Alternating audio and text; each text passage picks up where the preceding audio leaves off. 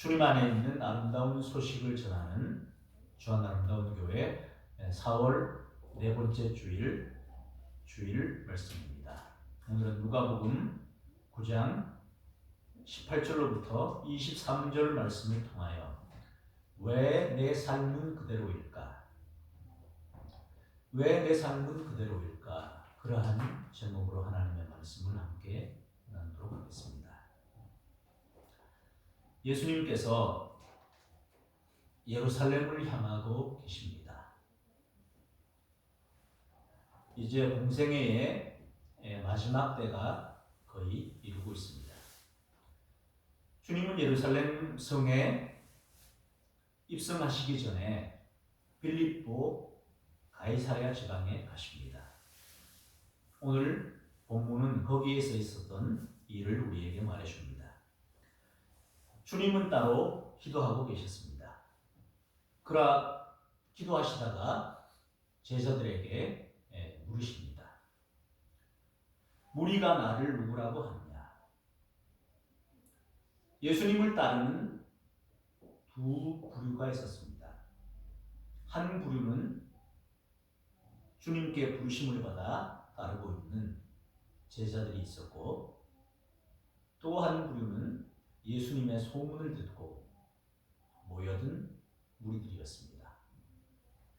병고침을 받고자, 또 예수님의 말씀을 듣고자, 또 어떤 기적을 보려고 많은 사람들이 따랐습니다. 그래서 무리들은 예수님에 대해서 무엇이라고 하는지 예수님은 제자들로부터 듣기를 원하셨습니다. 제자들이 대답을 합니다. 세례 요한이라 하고, 어떤 사람들은 세례 요한 같다고 말하고, 또 더러는 엘리야, 더러는 옛 선지자 중에 한 사람이 살아났다고 합니다. 예레미야나 엘리야, 세례 요한. 공통점은 이들은 모두 선지자라는 것입니다. 특별히 마지막 선지자는 세례 요한이라고 할 수 있죠. 구약의 마지막 선지자가 누구냐고 묻는다면 말라기라고 말할 수 있습니다. 말라기 이후에 하나님은 약 400년 정도 침묵하십니다. 말씀이 주어지지 않았습니다. 선지자들을 통해서 그 말씀이 이 땅에 전해진 바가 없습니다. 그리고 신약에 새롭게 나타나서 주의 길을 평탄하게 하며 등장한 인물이 있었습니다. 회개하라, 천국이 가까이 왔느니라 하면서, 그가 바로 세례 요한이었습니다. 그의 임무는, 그의 사명은 주의 길을 평탄하게 하는 것이었습니다. 내 뒤에 오실 이가 있는데 나보다 능력이 많으신 분이다.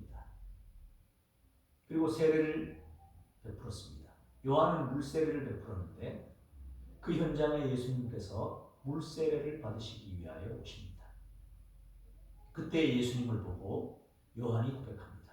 보라, 세상 죄를 지고 갈 하나님의 어린 양이로다. 내가 당신께 세례를 받아야 될 터인데 당신이 내게 세례를 받으러 오십니까? 이제 허락하라. 이렇게 해야 하나님의 뜻을 이룰 것이다. 요한복음에 의하면 세례 요한이 세례를 베풀고 있었던 것은 모세가 약속했던 그 선지자가 누구인지를 이스라엘 백성들에게, 그리고 온 세계에 드러내려고 하는 것이었습니다. 누구신지 모세로부터 약속했고 이스라엘의 역사 가운데 메시아가 오실 것이라는 전통이 있었고 대망이 있었고 기다림이 있었습니다. 그 오실 분이 누구인가, 그분이 누구인지를 드러내는 것이 자기의 역할이라는 거예요. 무엇을 통해서? 물세례를 통해서. 그래서 예수님이 세례를 받으실 때에 하늘에서 소리가 났습니다. 이는 내 사랑하는 아들이요 내 기뻐하는 자라. 그리고 성령이 말씀하셨습니다. 그래서 무리들의 질문은 뭐냐 하면 그러한 선지자 중에 하나라고 하는 거예요. 아직도 계속해서 하나님이 선지자들을 보내고 계시다는 거죠. 그러나 신구약을 알고 있는 우리는 어떻게 바라보느냐 하면 마지막 선지자가 세례 요한이에요. 그리고 본체이신 주님이 오신 거예요. 그 선지자들은 다 역할들이 무엇이냐 하면 말씀이셨던 그분, 그 본체이신 분이 오실 텐데 그분 오시기까지 하나님의 백성들에게 하나님의 말씀을 전하는 것이었습니다. 이제 본체이신 그분이 오셨기 때문에 선지자 시대는 끝난 것입니다. 크게 봤을 때에 그런 의미에서 무슬림은 마호멧이 선지자라고 말하죠. 문선명도 뭐라고 말해요? 자기 꿈에 나타나서 예수님이 나는 실패했다고 하면서 당신 내 사역을 이어받으라고 말을 하더라는 거예요.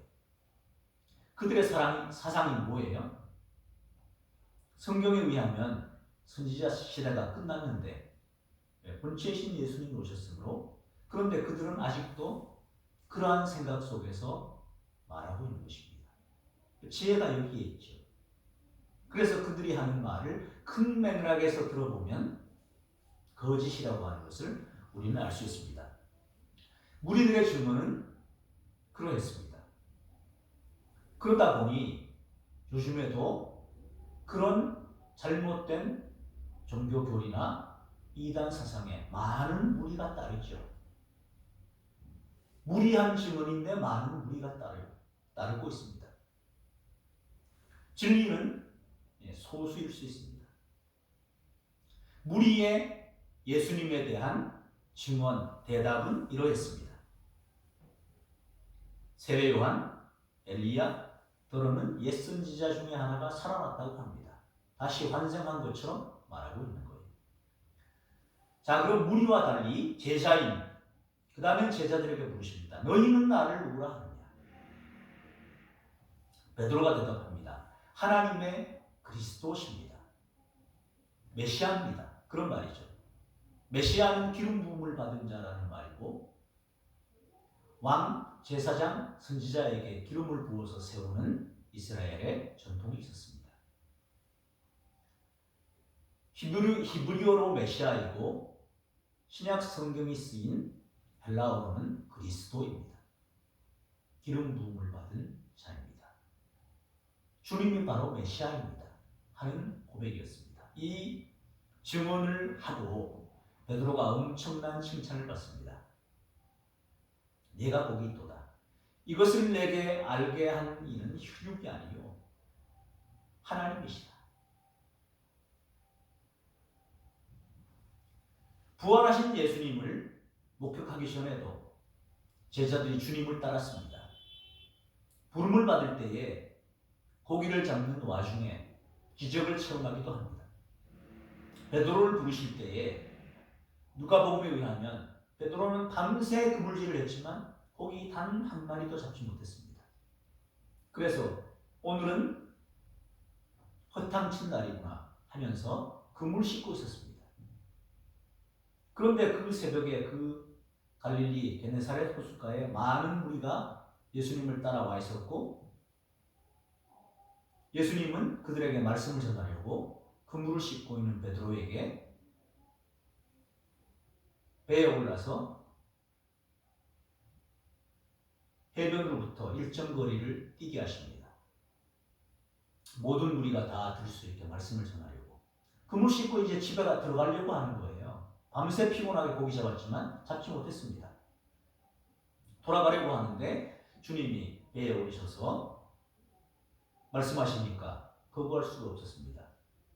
그래서 그물 씻던 거를 그만두고 잠깐 육지에서 조금 뛰어서 나갔는데 주님이 이제 하신 말씀 들었죠. 내용은 기록되어 있지 않습니다. 누가복음에.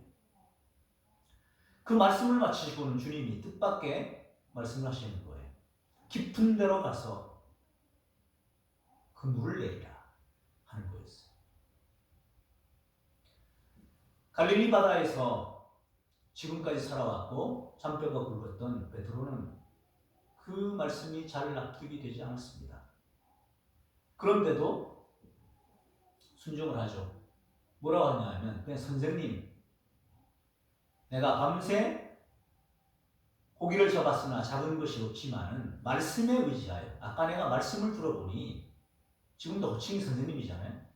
아까 내가 말씀을 들어보니 보통 분은 아니신 것 같습니다. 평범한 사람 같지는 않습니다.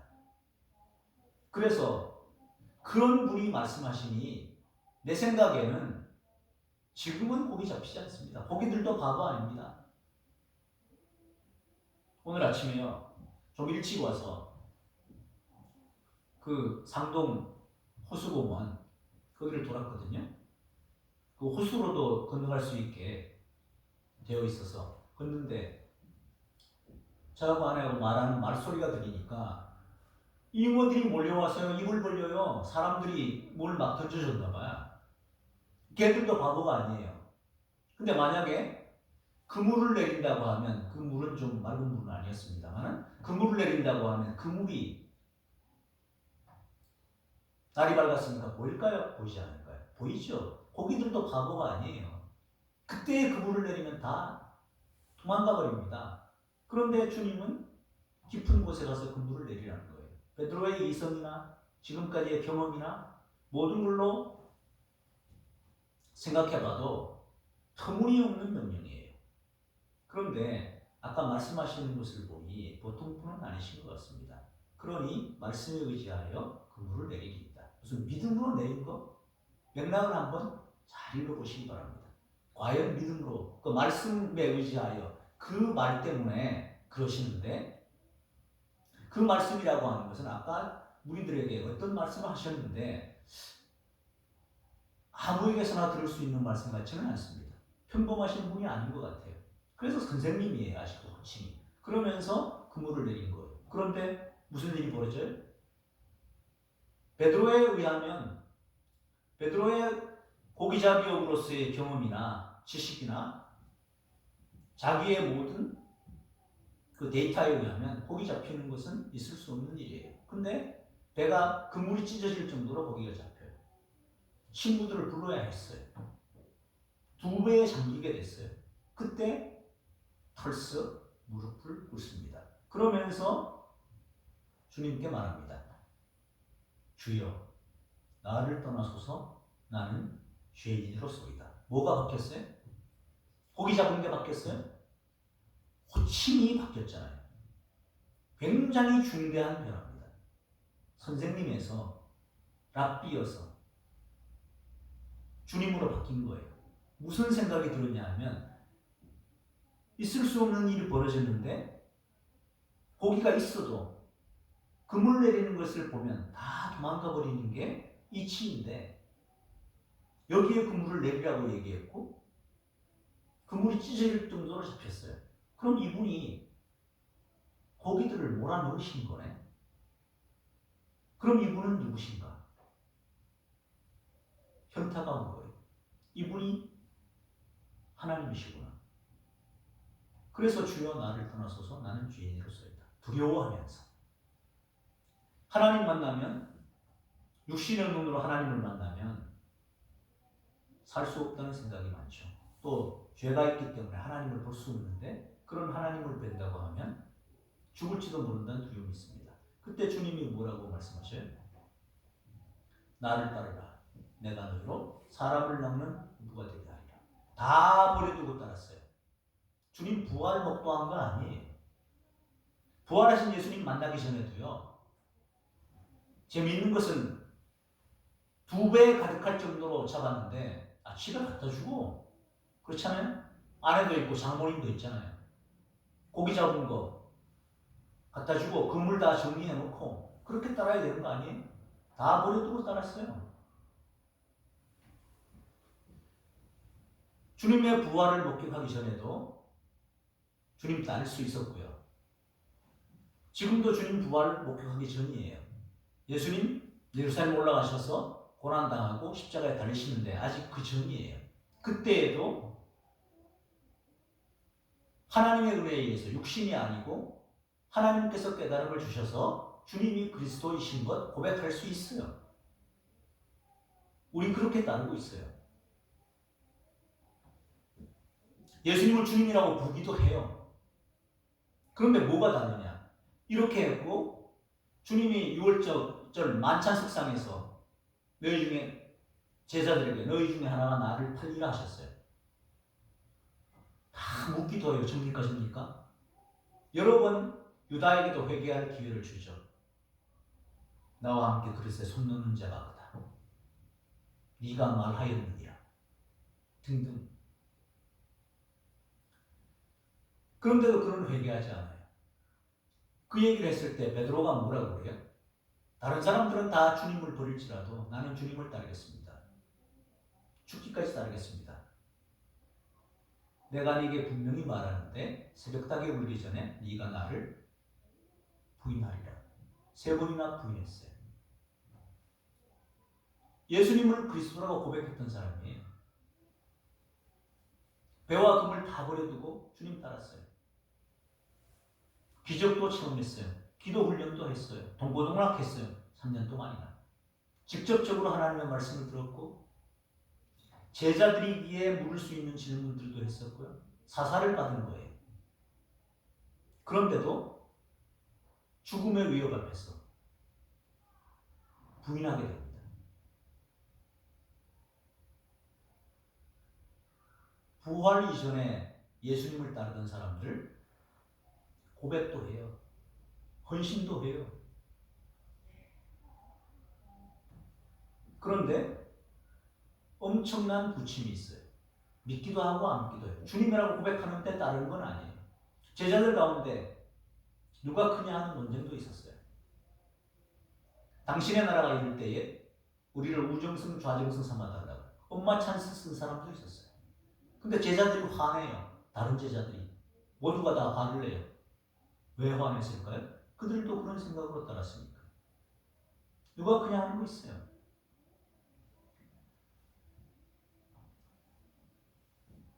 베드로가 주는 그리스도십니다 했을 때 주님은 이 말을 아무에게도 이르지 말라고 하셔요. 그러면서 이제 비로소 이 고백 후에 예수님이 순환을 예고하십니다. 인자가 많은 고난을 받고 장로들과 대제사장들과 서기관들에게 버림받아 죽임을 당하고 제3일에 살아나야 하리라.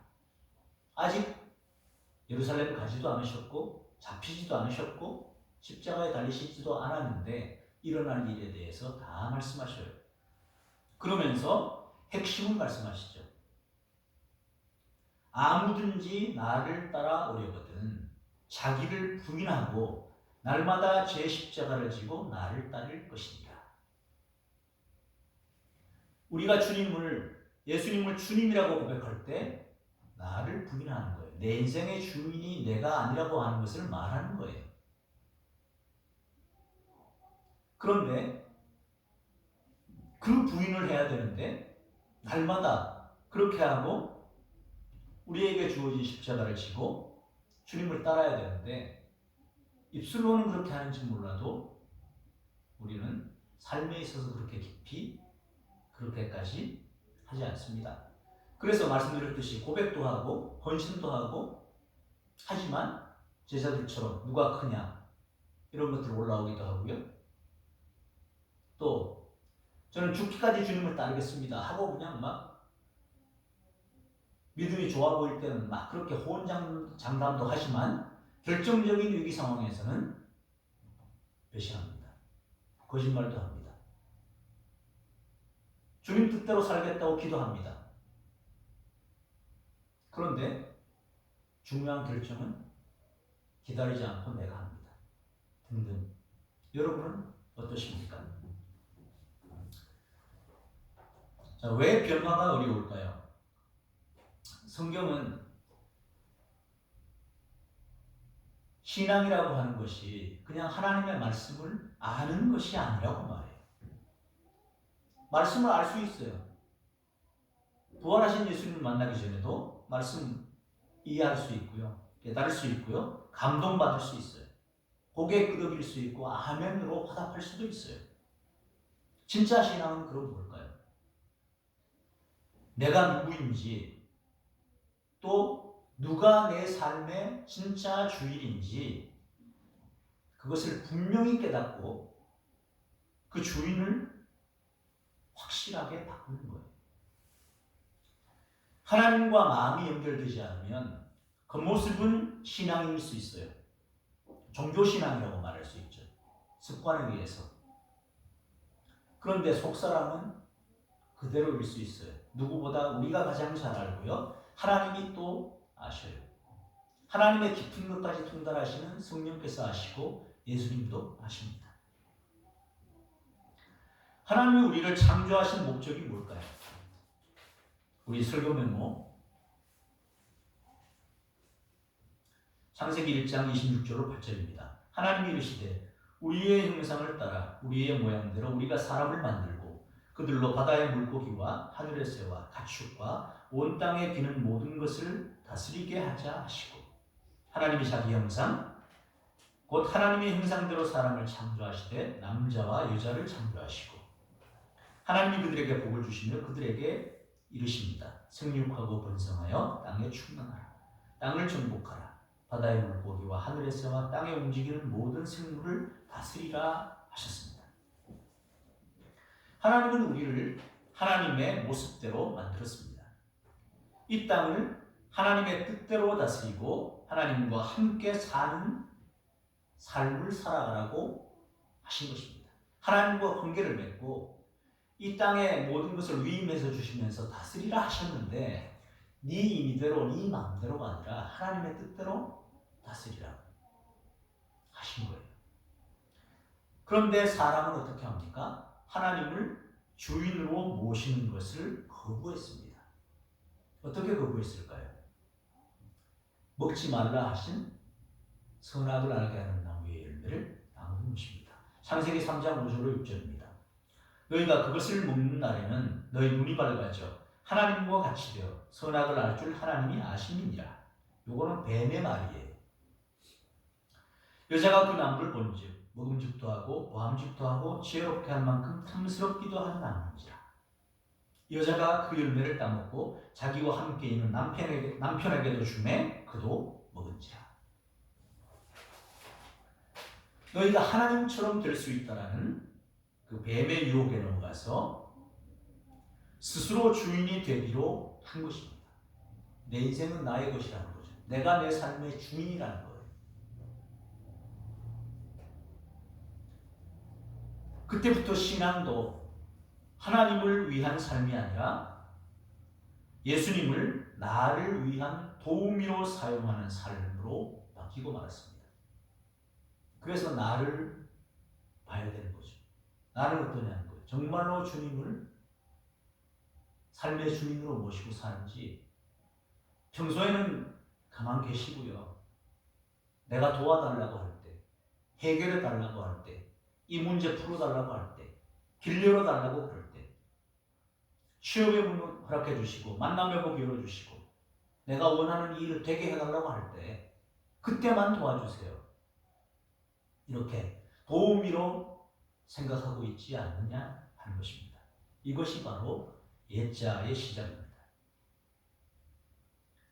너희가 하나님 같이 될 것이다 라는 유혹에 넘어가서 스스로 주인이 되기로 한 것입니다. 그 결과 우리는 우리 인생의 주인으로 살아가고 있습니다. 신앙도 점점 하나님을 위한 삶이 아니라 예수님을 나를 위한 도우미로 생각합니다.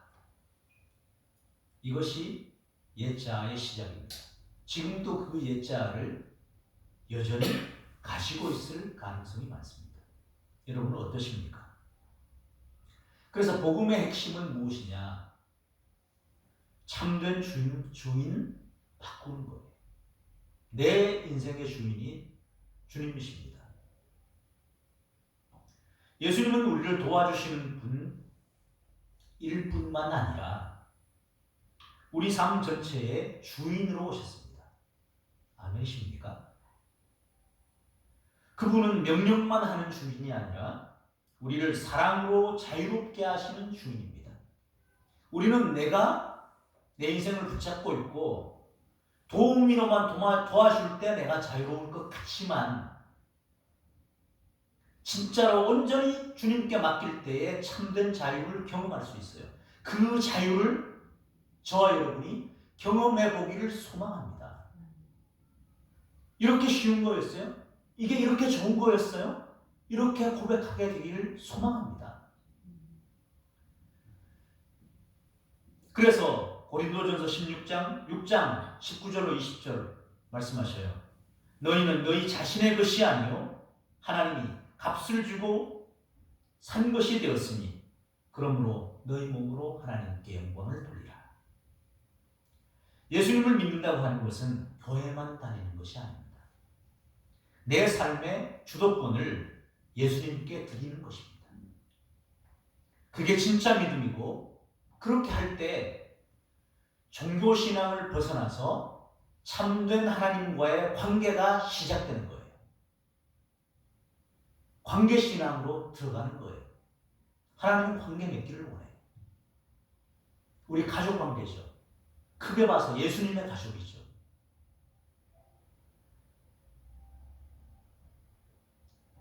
개척을 했는데 짧은 시간 안에 엄청나게 좋은 영향을 끼치면서 성공한 교회가 있어요.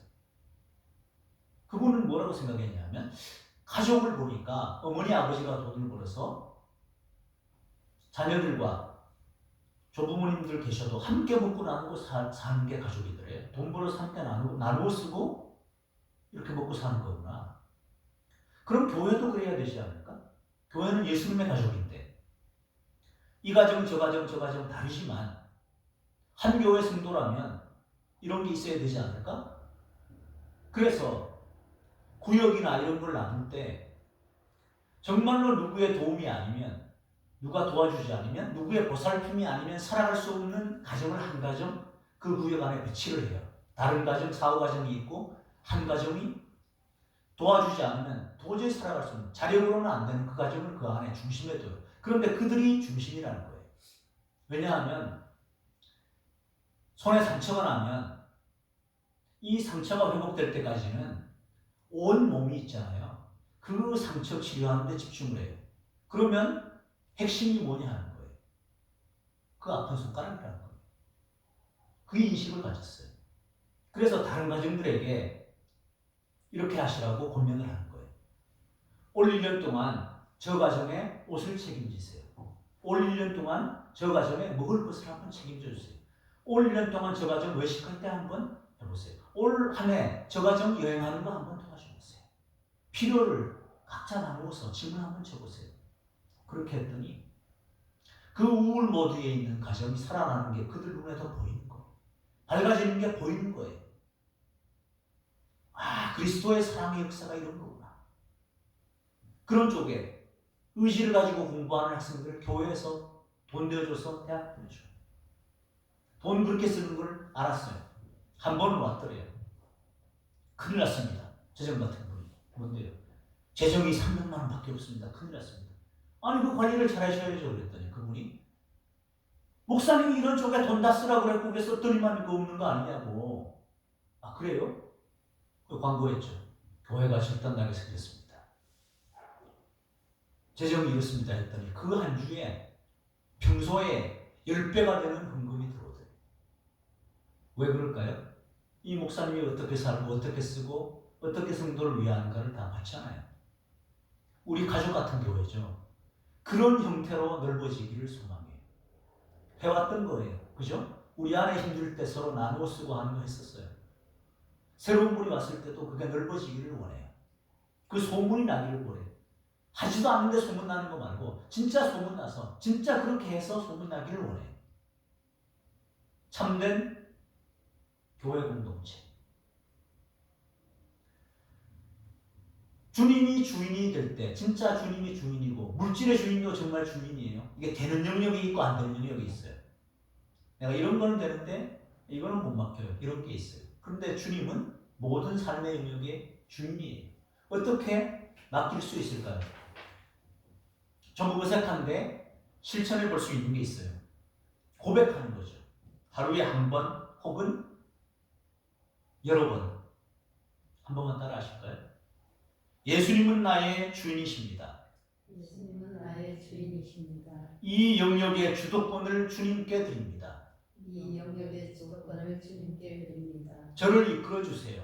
저를 이끌어 주세요. 뭐가 잘 안 될 때, 감정 통제가 안 될 때, 관계에서 문제가 생길 때, 물질적인 어려움이든 다른 여러 가지 형태의 어려움이 올 때 이렇게 고백하는 거예요. 예수님은 나의 주인입니다. 이 영역의 주도권을 주님께 드립니다. 저를 이끌어 주세요. 이거를 하는 거예요. 자꾸만 하는 거예요.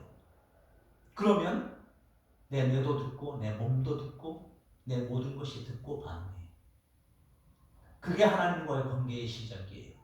이렇게 됨으로써 여기 왜 내 삶은 그대로지? 창백의 주인을 바꾸기 시작하면 내 삶이 그대로 있지 않아요. 놀라운 변화들이 생길 거예요. 그 변화를 기대하며 종교신앙에서 관계신앙으로 나아가는 저와 우리 주한 아름다운 교회 모든 성도들 삶이 되시고, 진짜 자유가 이거였어요. 정말 맡겼을 때 이렇게 편한 거예요. 이게 주님과 교통하고 교제하는 거예요. 이게 관계 맺는 거예요. 이렇게 고백하고 간증할 수 있는 저와 여러분의 삶이 되시기를 예수 그리스도 이름으로 축원합니다. 기도하겠습니다. 하나님 아버지, 종교신앙을 넘어 관계신앙으로 나아가기를 원합니다. 아무든지 나를 따라오려거든 자기를 부인하고 날마다 제 십자가를 지고 나를 따를 것이라 하셨습니다. 주님, 제자들의 삶을 보며 내 모습을 봅니다. 이후에 달라진, 부활하신 예수님을 목격한 이후에 달라진, 참으로 순교하는 자리까지 나아간 그 제자들의 달라진 모습을 보며 내 삶도 주님과의 관계신앙으로 들어갈 수 있음을 고백합니다. 그 첫 발을 내디디기를 원합니다. 범사의 삶의 주님을 인정하고 예수님이 내 삶의 주인입니다. 이 영역의 주도권을 주님께 내어드립니다. 나를 이끌어주세요. 고백하며 나아가는 저희들 되게 하여 주시옵소서. 예수 그리스도 이름으로 기도 올리옵나이다. 아멘.